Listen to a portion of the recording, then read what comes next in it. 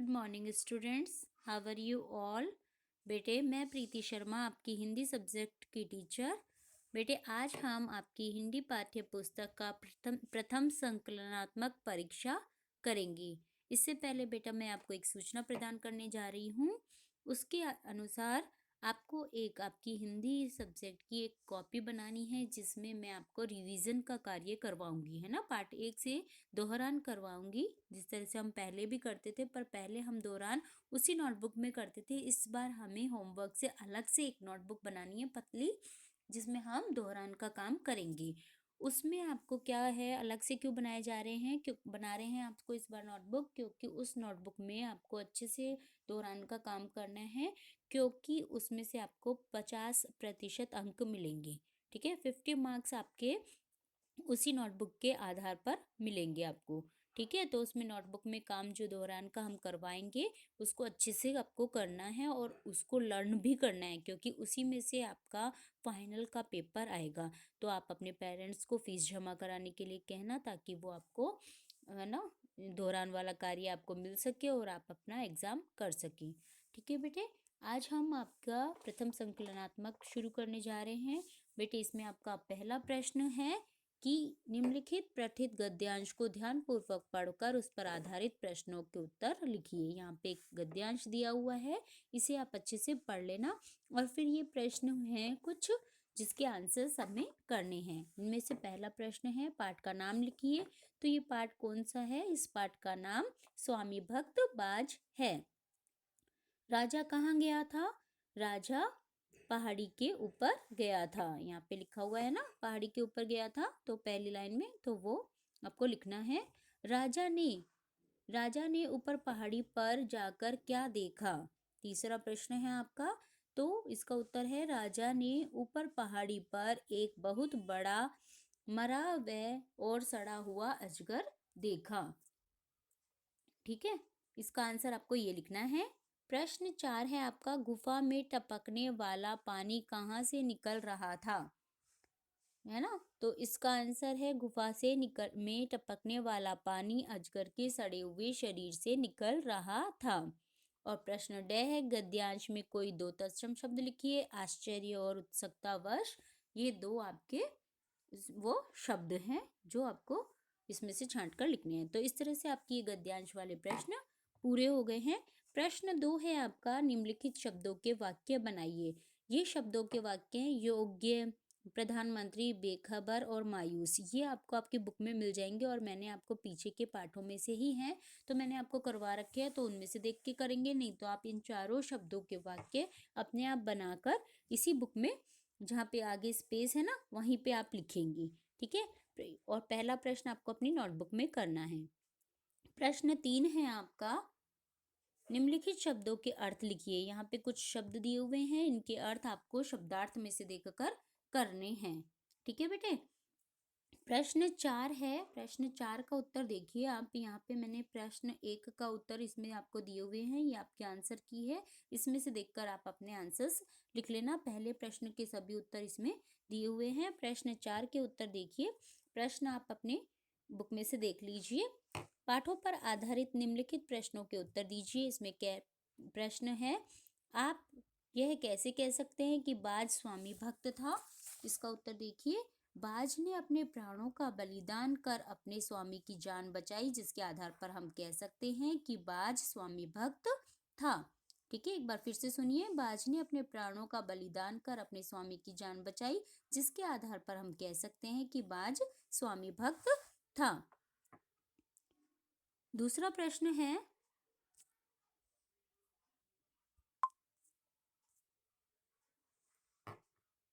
दूसरा प्रश्न आपका, किस कार्य से यह पता चलता है कि दरबारी जोकर बुद्धिमान था? इसका उत्तर देखिए, दरबारी जोकर ने सोने का चांद बनवाकर राजकुमारी की तबीयत को ठीक किया, जिससे पता चलता है कि दरबारी जोकर बुद्धिमान था। प्रश्न 3 है आपका, चाचा नेहरू कौन थे और उनका प्रिय पहनावा क्या था?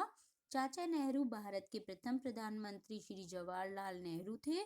इनका प्रिय पहनावा खादी का कुर्ता, अचकन, सिर पर गांधी टोपी तथा जैकेट पर या अचकन पर लाल गुलाब लगाना उन्हें प्रिय था। प्रश्न 4 है, फूटा घड़ा किस बात पर शर्मिंदा रहता था? फूटा घड़ा इस बात पर शर्मिंदा रहता था कि वह आधा ही पानी घर तक पहुंचा पाता है और किसान की मेहनत बेकार चली जाती है। तो इस तरह से बेटे ये आपके चारों प्रश्न है। प्रश्न 4 के चारों प्रश्न हैं। प्रश्न 5 है आपका, निम्नलिखित प्रश्नों के उत्तर लिखिए। इसमें पहला प्रश्न है, सुबह का समय सुहावना क्यों लगता है? सुबह का समय सुहावना इसीलिए लगता है क्योंकि मनुष्य अपना आलस छोड़कर अपने कार्य में लग जाता है। दूसरा प्रश्न है आपका, खिलौने वाला, यहाँ पे खिलौना लिखा हुआ है बेटा, इसमें पूरा एग्जैक्टली क्या आएगा? खिलौने वाला। खिलौने वाला कविता में एक बालक कौन सा खिलौना लेना चाहता है और क्यों? खिलौने वाला कविता में बालक तलवार या तीर कमान लेना चाहता है क्योंकि वह असुरों को मारकर भगवान श्री राम के समान बनना चाहता है। गह है ऐसा दीप बनूंगा कहकर कवि कैसा दीप बनने की बात कर रहा है? ऐसा दीप बनूंगा कहकर कवि सभी को सुख प्रदान करने वाला दीप बनने की बात कह रहा है।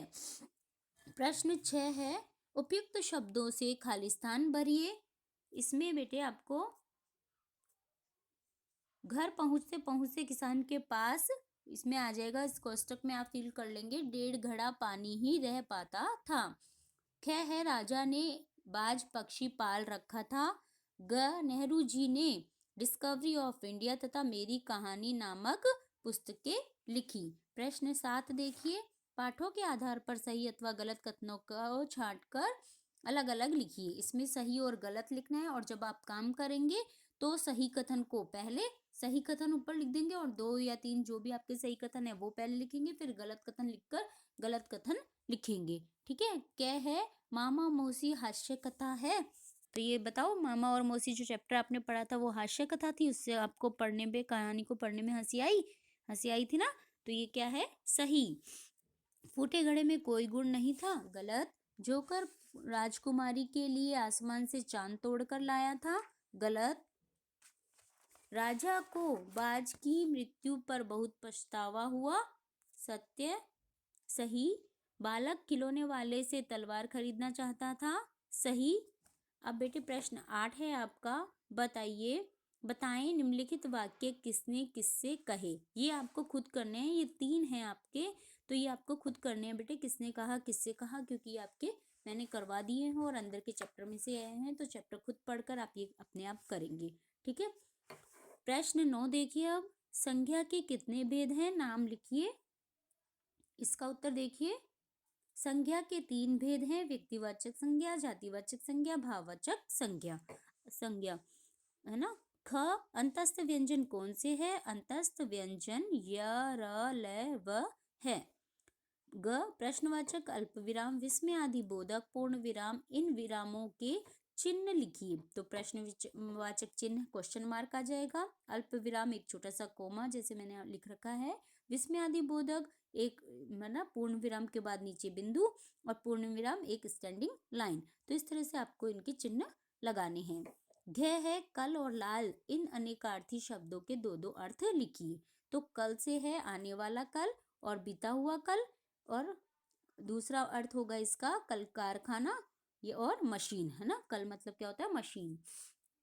अगला है लाल से पुत्र, और लाल एक रंग भी होता है, लाल रंग जो कईयों का फेवरेट कलर भी होता है, तो लाल एक रंग होता है और लाल मतलब पुत्र होता है। ड है, नीचे दिए गए अनेक शब्दों के लिए एक शब्द लिखिए। जानवरों का शिकार करने वाला कौन होता है? शिकारी। ईश्वर को मानने वाला आस्तिक। जिसके माता पिता मर गए हों अनाथ। बहुत बोलने वाला कौन होता है? वाचाल। अब 6 प्रश्न है, हम, आप, उनसे, वह, इन शब्दों, सर्वनाम शब्दों को वाक्य में प्रयोग कीजिए। हमसे, हम कल बाजार जाएंगे। आप हमारे मित्र बनेंगे। उनसे, मुझे एक जरूरी कार्य करवाना है। वह से, वह मेरा सच्चा दोस्त है। इसके अलावा बेटे आप कोई भी सेंटेंस आप बना सकते हो। प्रश्न 10 है आपका, खिलौना नहीं है बेटे, यहाँ पे खिलौने वाला है। तो खिलौने वाला कविता की 8 पंक्तियां लिखिए। तो इसमें आपको खिलौने वाला कविता की 8 पंक्तियां लिखनी है।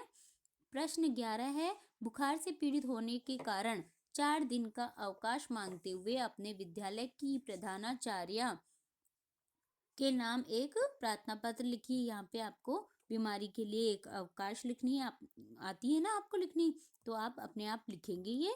ठीक है।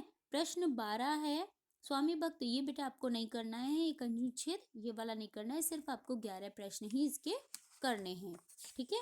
जो प्रश्न के लिए आपकी ये प्रथम संकलनात्मक के सामने, जैसे दूसरा प्रश्न, प्रश्न 6 और प्रश्न 7 आपको आपकी बुक में ही करना है ना। प्रश्न 7 और 8 दोनों आपको बुक में ही करना है और बाकी प्रश्न आपको आपकी नोटबुक में करने हैं। ठीक है बेटे, आज का आपका यही होमवर्क है ना। और अगले होमवर्क के लिए अगले वीडियो में हम दोबारा से मिलेंगे।